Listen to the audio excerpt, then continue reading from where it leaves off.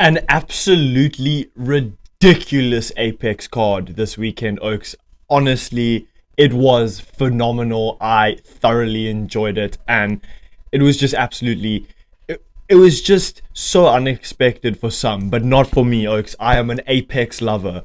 I don't know if you would have seen my video on TikTok, but I basically spoke about how I am a little bit of a fan of the Apex because I think it's quite cool to hear the shots, hear the corner. It's so real, you know?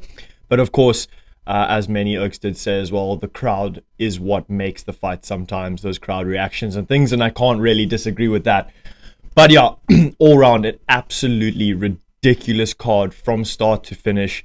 I mean, there weren't really many boring fights. There were a lot of finishes and some really entertaining scorecards. I mean, some of them were just all over the place. They got the correct result, but the wrong way. Like, it is just, we'll talk about it. But this is just going to be a quick little recap for you, Oaks, chat a little bit about my bets and stuff. And yeah, so we'll start off Brundage versus McConaughey in the first fight. Classic Cody Brundage performance. You never really know with him. Many thought he won the fight and he got robbed. So it was a split decision win for Eric McConaughey. But the cards were all over the place. Brundage got knocked down in round 1, made a good comeback, but probably lost that. Then he clearly won round 2, and then round 3 was the kind of swing round. One judge gave a 30-27 Brundage. Another judge gave the second round to Eric McConaughey and then 29-28 for him. But Brundage definitely won round 2. So it was just ridiculous scorecards. But yeah, McConaughey got the decision nod. Gabriela Fernandez against Stolarienko. Pretty decent fight. Just a little bit of back and forth. Stolarienko, yeah, she's really just not that great and kind of got pieced up for 3 rounds. Medic against Urbina. Medic came out there and got dropped like almost instantly by Urbina. Gets back up, starts hammering away some shots. They're going back and forth for a little bit, and then after a minute, Medic put him out cold, slept him, bang.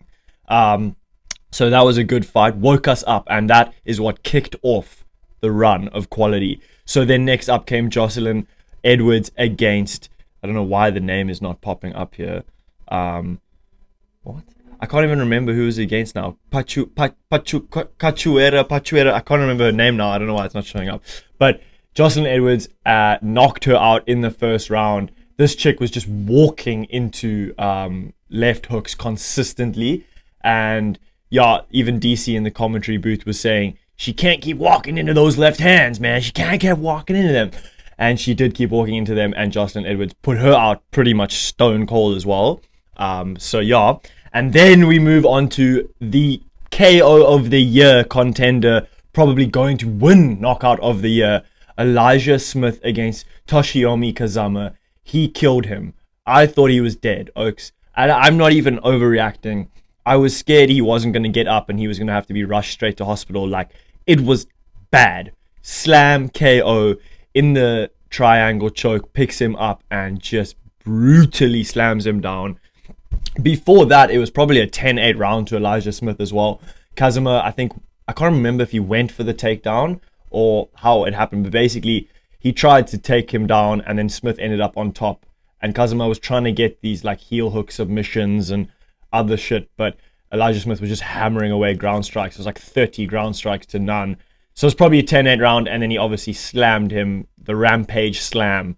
KO of the year contender. That was flipping epic to watch. And then to finish off our prelim card was Julius Walker against Rafael Guerquera. Julius Walker, he put a pretty good performance together, but these Oaks gassed out so like badly. It was towards the end of the second round, they were just like already so gassed, and they kept just dropping each other. Julius Walker was getting dropped, looked like he was going to get finished. Then he would drop Guerquera, and then they would start wrestling, and then Smith kind of was just dominating the grappling. It was an interesting fight. It was a pretty decent fight, but yeah, these Oaks need to get their big light heavyweight asses in the gym and get some better cardio. And then we moved into the main card, and this one also did not disappoint. Started off well with CLD taking the KO win against Eric Anders. It was a decent first round, but CLD looked like he was controlling it pretty much majority of the time. Hurt Anders bad a couple times, and then hit him with that spinning back fist. It was elbow, yeah, spinning back, like spinning elbow, rocked him, and then got the job done. So that was a nice, aggressive win for CLD. And then Gene Matsumoto against Miles Johns. Gene Matsumoto with the decision win. Another split decision and a robbery, in my opinion. I thought it was a robbery, but Oaks didn't seem to agree. But it seemed like online it was very divided. But I'll tell you something now, Oaks. Go watch the Miles Johns versus Gene Matsumoto fight without commentary, and I guarantee you're probably going to think Miles John wins it. Maybe not, but I think the commentary was just absolutely glazing Matsumoto the entire fight, saying he's so active, he's so accurate, he's clean, good striking, he looks so good. But Miles Johns was working, landing good shots. Yeah, he was getting hit as well, for sure, but he landed a takedown in that third round. Like, there was I thought he was going to get the win. Judges didn't think so. Again, it was like 3 completely different scorecards on the judges' end. So I think it's maybe a bit harsh to say robbery because it was a close fight, but I thought Johns won it, and online seemed to be a bit divided. But yeah, it was still a good fight, fun fight. And then our underdog of the week, Oaks, 4 from 4. If you don't know, now you know. You got to watch out for underdog of the week because it is hitting right now. And Andre Tachifili got it done against Christian Rodriguez. He just looked a little bit better than C-Rod. We knew this is a fight that C-Rod loses against a seasoned veteran.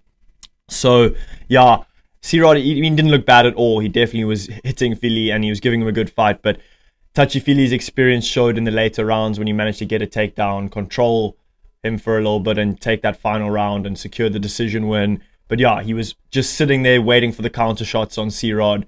A standard Tachifili performance showed that experience can trump anything these days. And yeah, glad to see him get the job done. And then Yasmin Lucindo got the decision winner against Angela Hill. But yeah, Angela Hill, she thought she was going to come out there and show levels. And I did as well. Many did as well. But yeah, Yasmin Lucindo, the youngster, is just crazy. She just keeps hammering shots. Even if she gets hit, she keeps coming. And her pressure was just too much for Angela Hill in the boxing. She couldn't actually handle it. And Yasmin Lucindo at her young age has really got a bright future.